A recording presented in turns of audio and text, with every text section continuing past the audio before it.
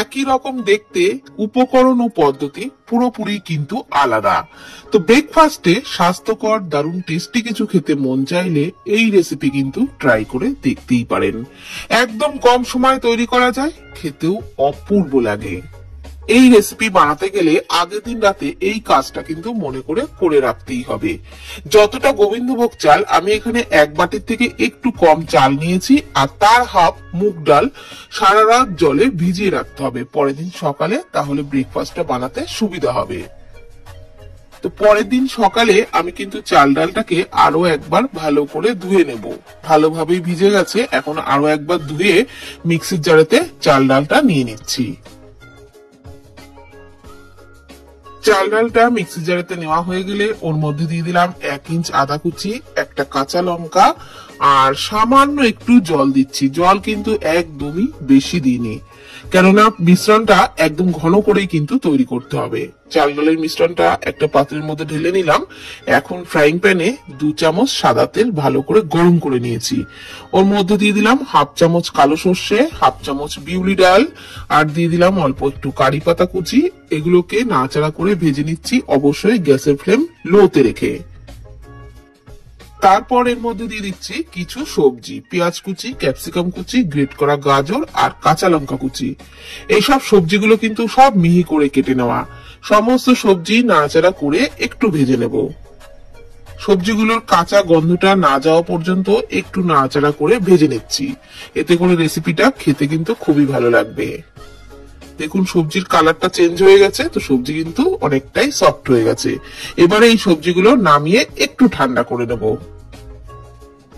সবজিগুলোকে একটু ঠান্ডা করে নিয়েছি। এখন যে চাল ডালের মিশ্রণটা তৈরি করেছিলাম তার মধ্যে ভাজা সবজিগুলো সব দিয়ে দিচ্ছি। তারপর ওর মধ্যে দিয়ে দিচ্ছি পরিমাণ মতো লবণ। লবণ কিন্তু আমি একদমই দিইনি আগে। তারপর দিয়ে দিলাম হাফ চামচ মতো বেকিং সোডা। এইবারে সমস্ত কিছু খুব ভালো করে মিশিয়ে নিচ্ছি। আর বন্ধুরা, ব্যাটারের ঘনত্বটা নিশ্চয়ই দেখেই বুঝতে পাচ্ছেন, এরকম ঘন করেই কিন্তু তৈরি করতে হবে। ব্যাটারটা যেন কোনো মতেই পাতলা না হয়।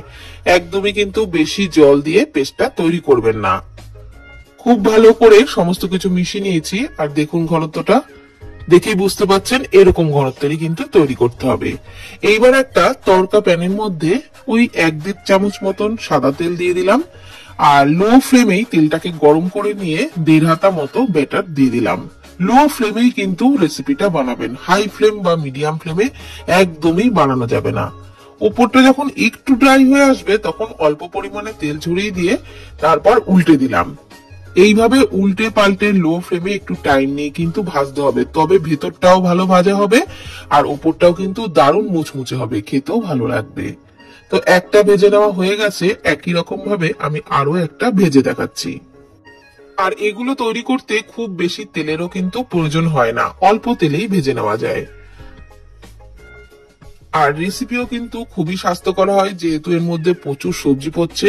তাছাড়া চাল ডালের জন্য খেতেও কিন্তু অপূর্ব লাগে।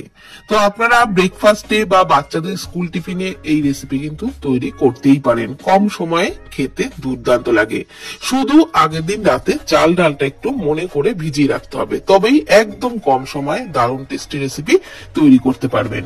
আর বাদাম চাটনি কিংবা নারকেল চাটনির সাথেও পরিবেশন করতে পারবেন, খেতে দারুণ লাগে। আমি আজকে সস দিয়েই পরিবেশন করেছি, সসের সাথেও খেতে খুবই ভালো লাগে। তো ভিডিওটি কেমন লাগলো প্লিজ কমেন্টের মাধ্যমে জানাবেন। ভালো থাকবেন, সুস্থ থাকবেন, ধন্যবাদ।